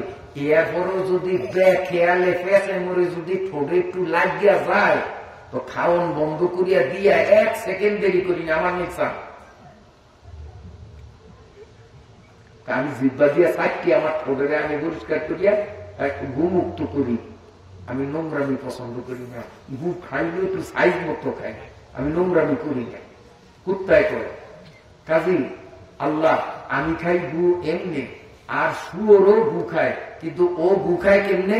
ও যদি দেহে যে কোনানো গু কতগুলি, তো শুয়োরে একা ফাইসি রে মজার খাওয়ান আল্লাহর নেয়ামত হয়, খুশি ঠেলায় যাইয়ে গুয়ের উপর উপরে পড়ে পড়িয়া এটার মধ্যে উল্টা উল্টি গড়াগড়ি করিয়া সারা গায়ের মধ্যে গু লাগাইয়া গু মাইকা অরান হইয়া আর কত গড়াগড়ি করুন, এইবার একটু খাইয়া নেই। এখন খাইব কই? গু তো ডলাডলি করিয়া সারা শরীর মাখাইছে, এখন এই শরীর তো সবাই ইয়ে করিয়া খায়, এইভাবে খায়, লেয়া খায়, ওই মাটির মধ্যে লাগছে বনের মধ্যে লাগছে, এখন তো লেয়া খায়। তো কুত্তাকে আল্লাহ শুয়োরে গু খায় একবারে বেকায় দেয় মাইকিয়া ঝুঁকিয়া, আর আমি গু খাইলেও সাইজ করিয়া খাই। তা আপনি আমার শুয়োর না বানিয়ে যে কুত্তা বানাইছেন, আপনি ভালো উত্তর করছেন, আমি ধন্যবাদ দিই। শুয়োর দেয় দুনিয়াকে আল্লাহ কুত্তা ভাইয়া যা কইছে একবারে সত্য কথা কইছে, আমি কিন্তু গু পাইলে ধরিয়েই খাই না, আমি গায়ে মাইকিয়া পরান হইয়া পরিবেশ নোংরা করিয়া সারা শরীর গু দিয়া একবারে মলমের মতো মাইকিয়া পরান হইয়া এরপরে খাই। কুত্তা ভাইয়া যা কইছে সব সত্য। আমার মতো নোংরা প্রাণী আপনি পৃথিবীতে আর কেউ বানাইছেন আল্লাহ? আমার থেকে নোংরা কেউ বানানো হয়, আমি সবচেয়ে নোংরা, তারপরেও আমি আপনার উপরে বেজার না। আপনি যে আমার শুয়োর বানাইছেন আর এরকম গুড় তাদাম গাও মাইকিয়া খাই নোংরামি করি, এরপরও আমি আপনার উপরে বেজার না। আপনি আমার অনেক উপকার করছেন যে আপনি শুয়োর বানাইছেন, আপনার ধন্যবাদ দিই। আপনি আমার বেনমাজি মুসলমান বানান, ইচ্ছা করলে আপনি আমার শুয়োর না বানাইয়া বেনমাজি মুসলমান বানাইতে পারতেন। বেনমাজি মুসলমান না বানাইয়া এইরকম বেকায়দায় গুখাওয়া প্রাণী শুয়োর বানাইছেন, অনেক ভালো করছেন আল্লাহ। আমি আপনার ধন্যবাদ দিই, আলহামদুলিল্লাহ কই। তা আল্লাহ শুয়োর তুই বেনমাজি মুসলমান করে এত ঘৃণা করলি কা? যে আমি বেনমাজি মুসলমান না বানিয়ে তোরে সুর বানিয়ে উপকার করছি, তুই অগরে এত ঘৃণা করস কা? আল্লাহ ঘৃণা করি কামে তো জানেন কে করো কনকা তো কন যখন তো আমিও কয়ে দিই। আমরা সুররা যত গু গায়ে মাখাই, আমাকে একটা সুরের কি আপনি দুচুকে দিবেন? ওয়াজের নসিহত শুনছেন সুররা দুচুকে যাইব? শুনছেন জীবনে ওয়াজ নসিহত শুনছেন সুররা বেসতে যাইব? অগ বেসত নাই, দুচুকও নাই, বরং কি হবে?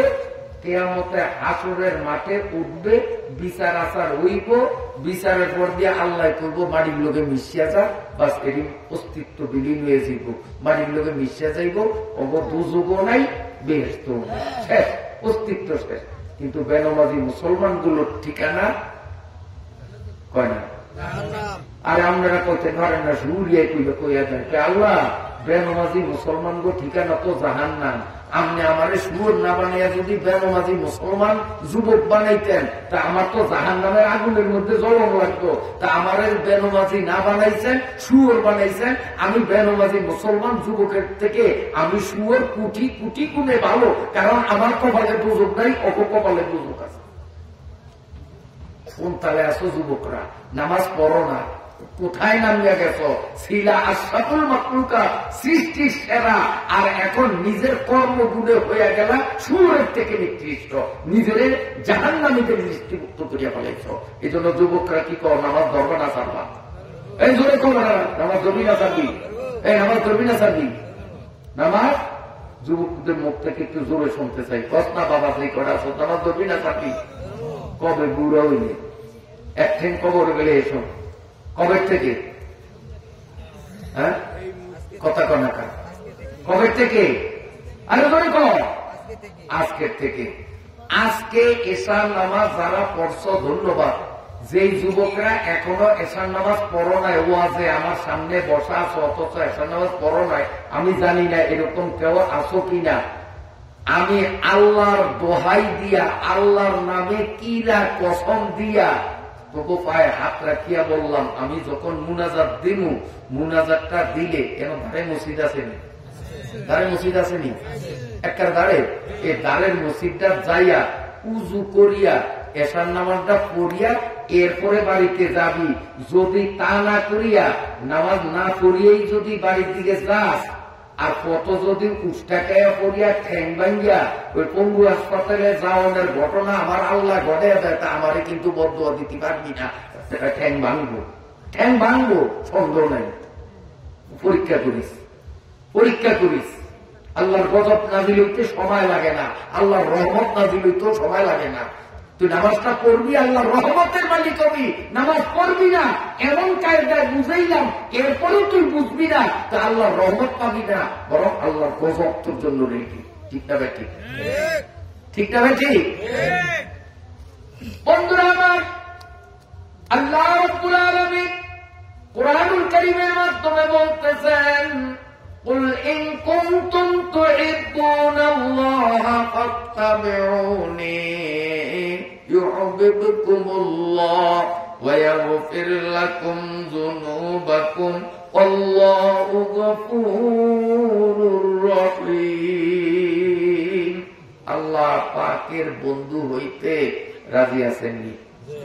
আল্লাহর সাথে ভালোবাসা করতে রাজি আছেন? আল্লাহর লগে যদি আমার লগে আপনার লগে খাতি লইয়া যায়, ভালো হইব না খারাপ হইব? ভালো হইব না খারাপ হইব? আল্লাহর লগে খাতির করতে কে কে রাজি আছেন? আতুডান লাগবো না, আতুডান লাগবো না। কে কে রাজি আছেন? মুখ দিয়ে কোন, মুখ দিয়ে কোন।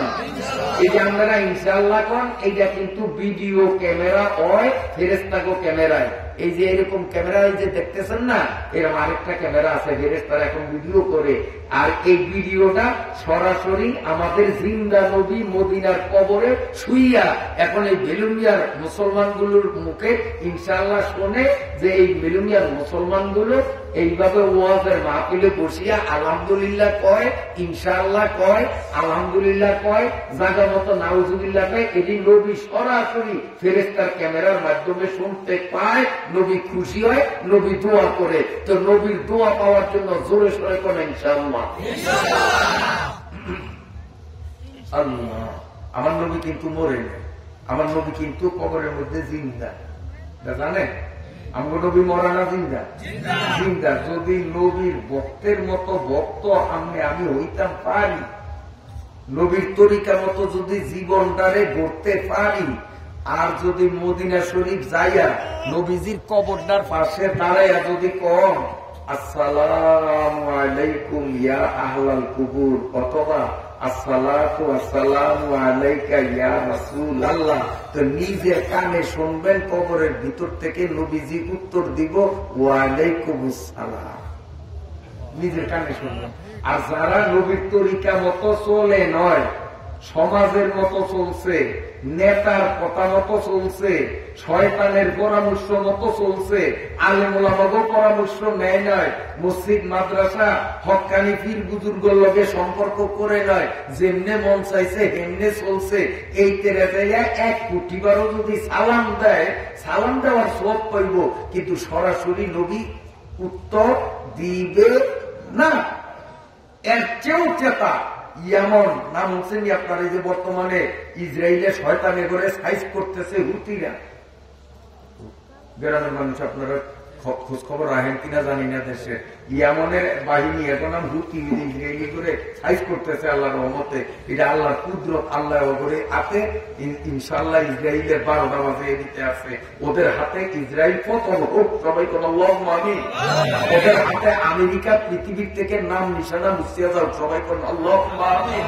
কারণ বর্তমান পৃথিবীর সবচেয়ে বড় শয়তান, সবচেয়ে বড় অসভ্য, সবচেয়ে বড় অমানুষ শুধু দুইটা, একটা হইল আমেরিকা, আরেকটা হইল ইসরায়েল। এই দুই রাষ্ট্র পৃথিবীর মধ্যে 1 নম্বরের অসভ্য, ওই মানুষের কাতারে পড়ে না। আল্লাহ আল্লাহ আল্লাহ। তাই এই ইসরায়েলি করে আমেরিকার বন্ধু করে সাইজ করে হুতিরা, এই হুতিগো বাড়ি হইল ইয়ামন।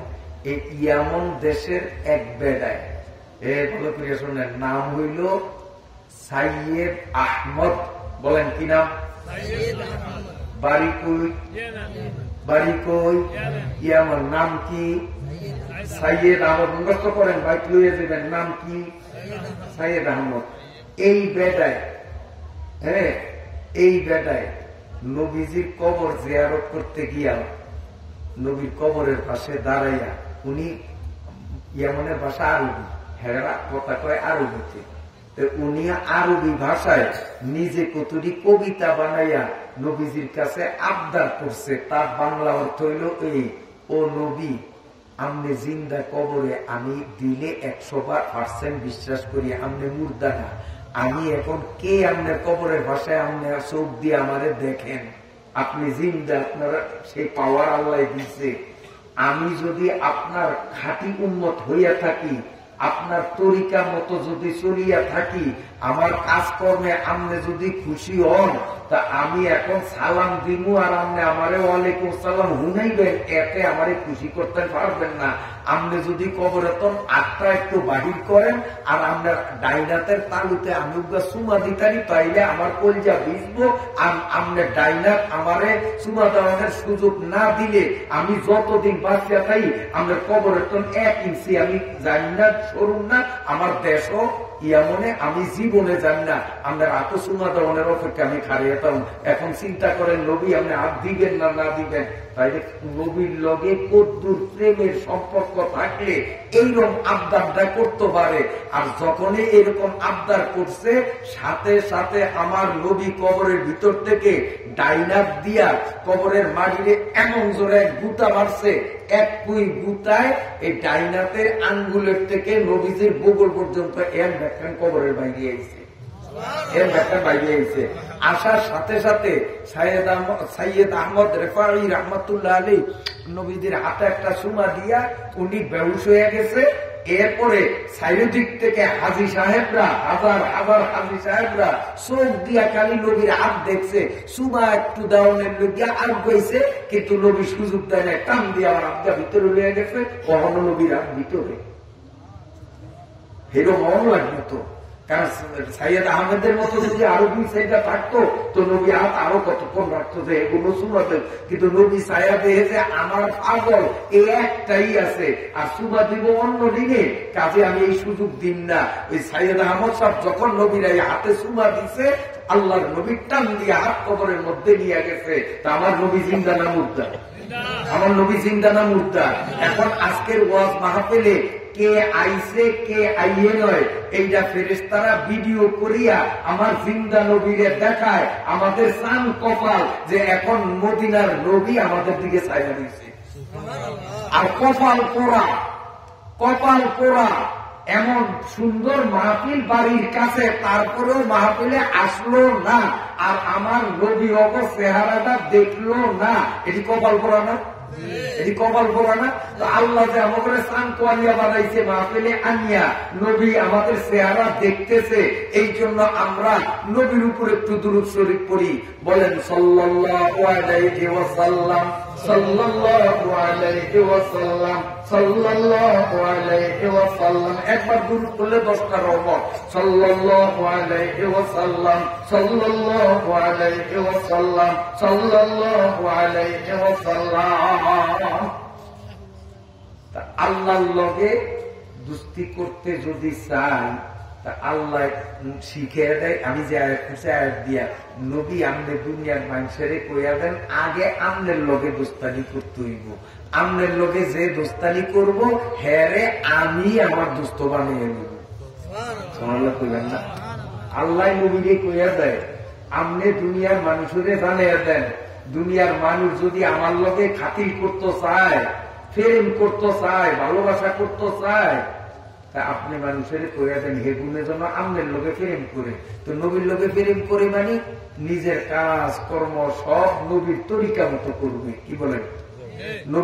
নবীর প্রেমিক যারা, তারা কাজকর্ম নবীর তরিকা মতো করবে। ঠিক আছে না?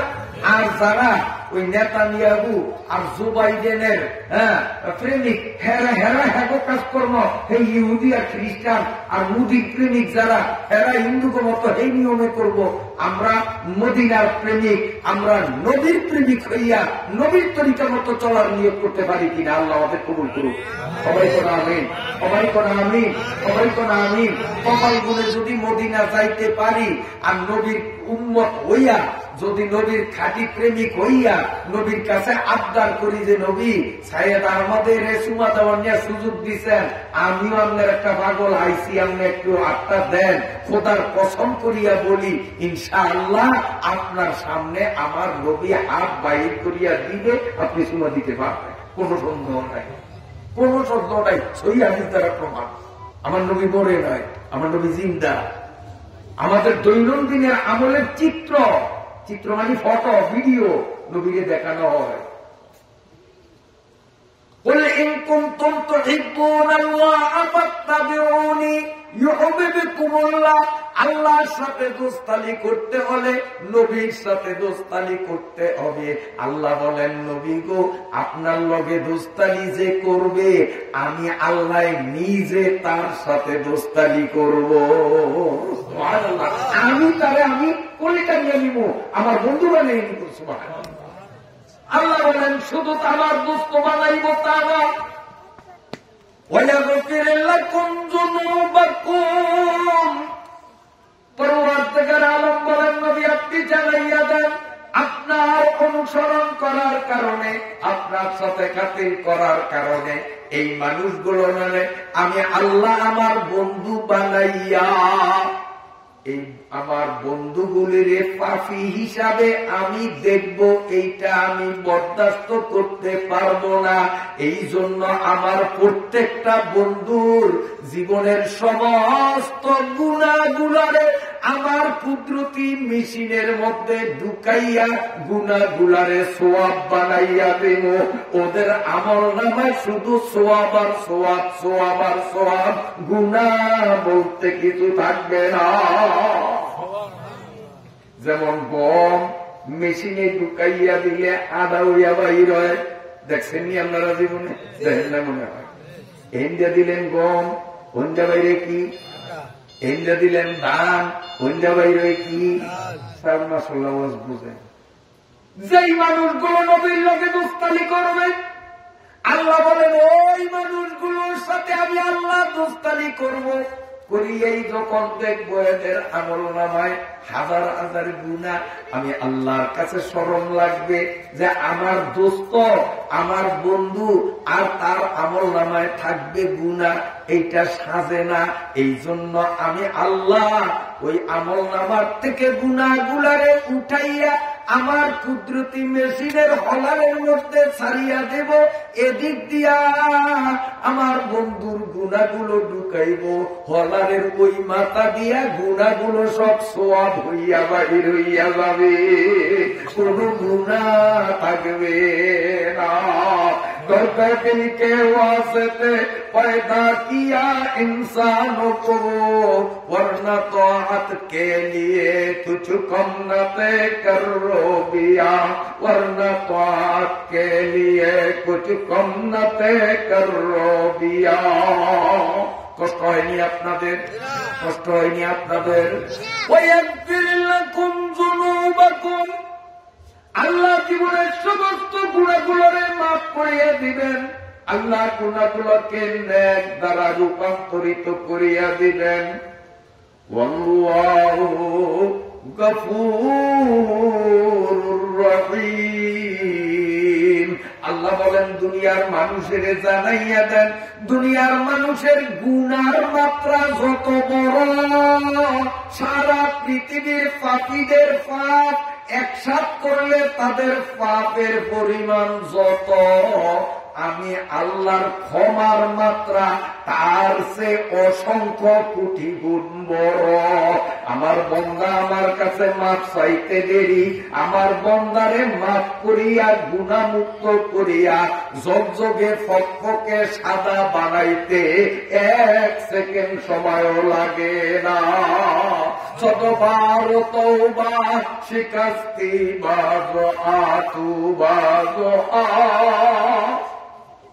হাদিস শরীফের মধ্যে লম্বা ঘটনা আমি বলবো না, ঘটনা বলার টাইম নাই, সারাংশ নেই।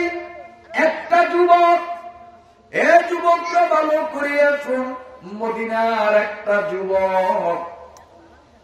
এই কার কথা জানি শোনা যায়? সাবধান, আমার ডাইন পাশে যাদের কথা শোনা যায় দ্বিতীয়বার যেন আর শোনা না যায়, সাবধান, কোনো কথা নাই। ভালো করিয়া শোনেন, আমি কথা গুছাইয়া আনছি, কয়েক মিনিটের মধ্যেই ছেড়ে দেব। আমার ভাইরা, বাবাজিরা, এ যুবক বাবারা, মদিনায় একটা যুবক এইটায় কাফন চুরি করত। আমি ঘটনার সারাংশ বলি। কাফন চোর অর্থাৎ কোন মানুষ মারা গেলে কবর দিত।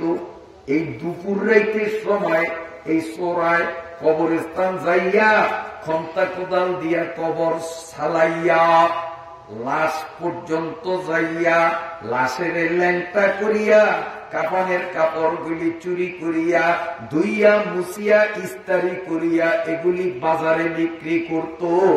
মদিনার একটা যুবক ছিল পেশাগতভাবে কাফন চোর। এই কাফন চোর আল্লাহর নবীর দরবারে ওমরে ফারুক রাদিয়াল্লাহু তাআলা আনহুর মাধ্যমে গেলেন। কেমনে গেলেন বলতে গেলে অনেক লম্বা ইতিহাস, আমি আগেই বলেছি, সারাংশটা বলবো। ওমরে ফারুক রাদিয়াল্লাহু তাআলা আনহুর হাত ধরিয়া কাফন চোর যুবকটা নবীজির দরবারে গিয়া কান্দে। যুবকের 2 চোখ থেকে টক টক টক টক করিয়া পানি পড়ে। আমার মায়ার নবী যুবকটার দিকে তাকাইয়া কয়, বাবা কান্দিস না, বাবা কি হয়েছে বল। যুবক বলে, নবী গো, আমি বড় সাংঘাতিক অপরাধ করেছি। আমার মনে হয় আমি যত বড় পাপ করছি পৃথিবীর কেউ এত বড় পাপ করে নাই। পৃথিবীর সবচেয়ে বড় পাপী আমি। নবী বলেন, তুমি কি খুন করছো? না নবী, আমি খুন করি নাই। তুমি কি ডাকাতি করছো? না, আমি ডাকাতি করি নাই। তাহলে এমন কি বড় অপরাধ করছো? আমারে যদি তোমার অপরাধের ধরনটা না বুঝাও, আমি তোমার পক্ষে আল্লাহর কাছে কেমনে সুপারিশ করব? তুমি কি পাপ করছো একটু বলো, তারপরেই না আমি আল্লাহর কাছে মাপ চাইবো যে মাবুদ আমার এই উম্মতটা এই অপরাধ করছে, তুমি মাপ করো। যুবক দুই চোখের পানি ছাড়িয়া কান্দে আর বলে,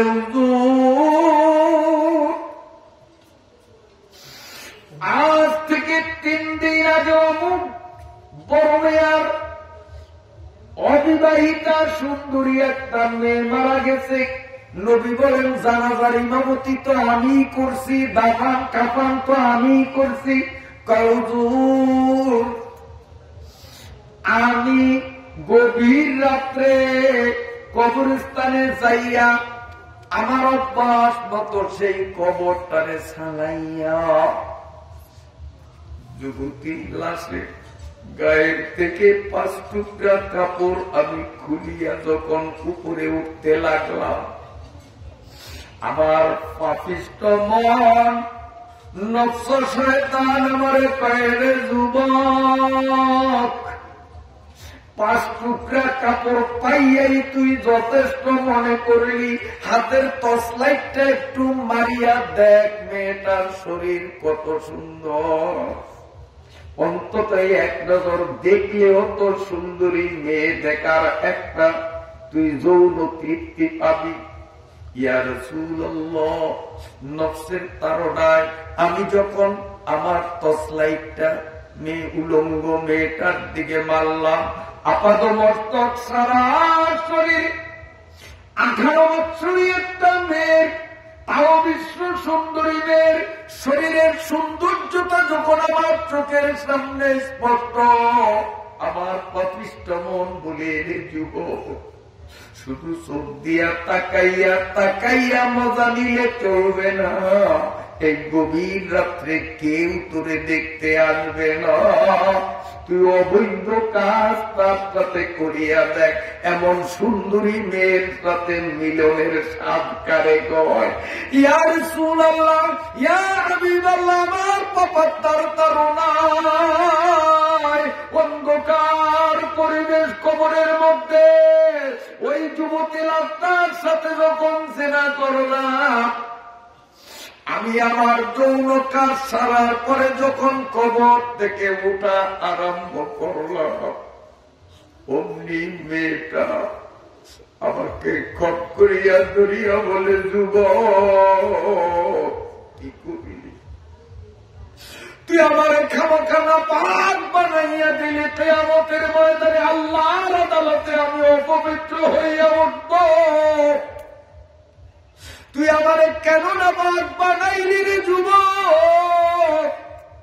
ইয়া রাসূলুল্লাহ, মেয়েটি এতটুকুন বলি আমার হাত ছাড়িয়ে দিল, অমনি আমার দিলের মধ্যে কিয়ামতের আদালতে আল্লাহর সামনে দাঁড়াইয়া জীবনের হিসাব দেওয়া লাগবে, এই ভয় আমার দিলে ঢুকিয়া গেছে। নবী গো, আপনি দয়া করিয়া আল্লাহর কাছে আমার পক্ষে ক্ষমা চান, নইলে আমার তো উপায় না। আল্লাহ নবী শুনিয়া বললেন, সত্যি তো তুই জঘন্য অপরাধ করেছ, এত বড় পাপ কি মানুষ করে? আল্লাহ নবীর মুখ থেকে এতটুকুন কথা শুনিবা মাত্র যুবকটা চিৎকার দিয়া নবীর দরবার থেকে পালাইয়া গেল। যুবকটা মনে মনে বলে, নবী যখন বলল আমি জঘন্য বড় পাপ করছি, আর নবীর কথা যদি আল্লাহর কাছে কবুল কইয়া আমি জঘন্য পাপী হিসাবে বিবেচিত হই, আমার ঠিকানা তো হবে জাহান্নাম।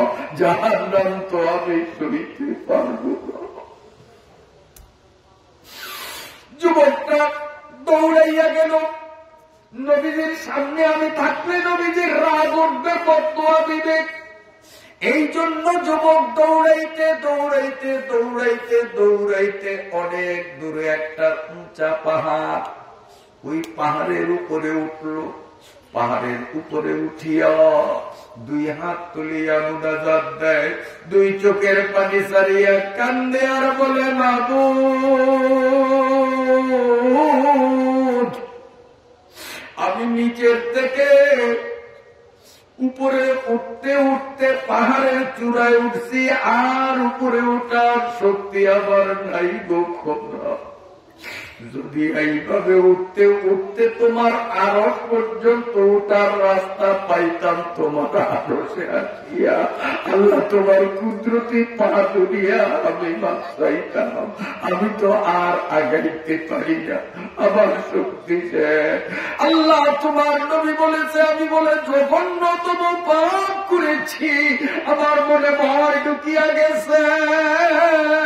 তাই আমাদের ময়দানে যদি তুমি আমার পাপী বলিয়া ডাক দাও, আল্লাহু আকবার, আল্লাহু আকবার, রোজে মাজারা আর গুনাহ পায় না সাওহাত আল্লাহ দকো পাবন হাত গাওয়াহি আরবায়া বরফা সাদে উবে পেছে মুস্তা বরফা সাদে উবে পেছে মুস্তা।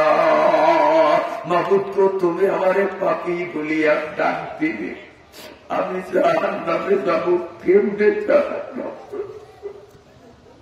ও মাবুদ, আমি আর উঠতে পারি না, শক্তি শেষ। দয়া করিয়া যদি তুমি আমারে মাফ না করো, আমার কোন উপায় নাই। জবান জবাই করা মুরগির মতো চটপট চটপট করতেছে। একদিন, 2 দিন, 3 দিন, 4 দিন পার হইয়া গেল। 4th দিনে জিব্রাইল ফেরেশতাকে আল্লাহ পাঠাইয়া দিলেন। জিব্রাইল ফেরেশতা নবীজির সামনে আসিয়া কতগুলো প্রশ্ন উত্তর করলেন, আমি সেগুলো বলবো না, কথা লম্বা হয়ে যায়। একেবারে শেষ প্রশ্ন হলো, ও নবী, আল্লাহ আপনার থেকে জানতে চায়, আজ থেকে 4 দিন আগে একটা যুবক তওবার নিয়তে আপনার দরবারে আসছে, সেই যুবকটা কোথায়? এই যুবকটারে আপনি বানাইছেন না আল্লাহ বানাইছে? ও নবী, আল্লাহ আপনার থেকে জানতে চাই, সেই যুবকটারে কি আপনি বানাইছেন না আল্লাহ বানাইছে? আর বর্তমানে যুবকটা কোন জায়গায় আছে? আল্লাহ নবী দরদর করিয়া 2 চোখের পানি ছাড়িয়া আবার নবী কান্দে আর বলে, জিব্রাইল, এটা আবার কেমন প্রশ্ন আল্লাহ করলো? সব কিছুই তো আল্লাহ বানাইছে, আমারেও আল্লাহ বানাইছে, ওই যুবকরেও তো সেই আল্লাহ বানাইছে, ঠিক কিনা? কিন্তু যুবকটা কোথায় তা আমি জানি না। ওর এমন জঘন্য পাপের বিবরণ শুনিয়া আমি আশ্চর্য হইয়া যখন বললাম, সত্যি তো তুই বড় সাংঘাতিক অপরাধ করছো। আমি বলার সাথে সাথে যুবক পালাইয়া গেল, কই গেল খবর নাই, কেউ আমরা জানি না। জিবরাইল আমিন বললেন, ইয়া রাসূলুল্লাহ, ইয়া হাবিবাল্লাহ, আপনার সাহাবীদের মধ্যে সবচেয়ে বড় মাপের সাহাবী আবু বকর, ওমর, উসমান, আলী। এই বড় মাপের সাহাবীদের নিয়ে একটা টিম গঠন করেন, দল গঠন করেন। আল্লাহ পাক নির্দেশ দিয়েছেন, আল্লাহ হুকুম করেছেন, আপনার সাহাবীদের মধ্য থেকে বড় মাপের সাহাবীদের একটা দল গঠন করিয়া অমুক পাহাড়ের উপরে পৌঁছার জন্য সেই যুবকটা সেখানে আল্লাহর কাছে মাপ চায়। তুই চোখের পানি ছাড়িয়া তওবার নিয়তে কাঁদতেছে। এই নবী, আমি জিবরাইল আল্লাহ পাঠাইয়া দিছে আপনার বড় বড় সাহাবীদেরকে ওই যুবকের সম্মানে যুবকের কাছে পাঠাইয়া আপনার আপনার বড় সাহাবীদের দ্বারা রিসিপশন করিয়া ওয়েলকাম জানাইয়া আপনার দরবারে আনবেন, আর আপনি যুবকটারে জানাইয়া দিবেন। এই যুবকের তওবা কবুল করিয়া আল্লাহ যুবকটারে তার ওলি বন্ধু বানাইয়া এই যুবকটার সারা জীবনের সমস্ত গুনাহগুলোরে আল্লাহ কুদরতি মেশিন দ্বারা সওয়াব বানাইয়া দিছে। এই যুবক এখন আল্লাহর 1 নম্বর বন্ধু। এ বেলুমিয়ার যুবক বাবারা, মদিনার কাপাঞ্চল মুদ্রার সাথে জেনা করিয়াও যদি তওবা করিয়া আল্লাহর বন্ধু হইতে পারে বাবা, 2 দিন ব্যাপী মাহফিলের আজকের প্রথম দিনে এখন আমরা মুনাজাত ধরব। ওই যুবকের আল্লাহ তোমার আমার আল্লাহ একই আল্লাহ, ঠিক কিনা? যদি আল্লাহ মদিনার যুবককে মাফ করতে পারে, তোমারে আমারে মাফ করবে না কোন গাদায় বলছে? বাজো আ শতবার তওবা শিকাস্তি, বাজো আ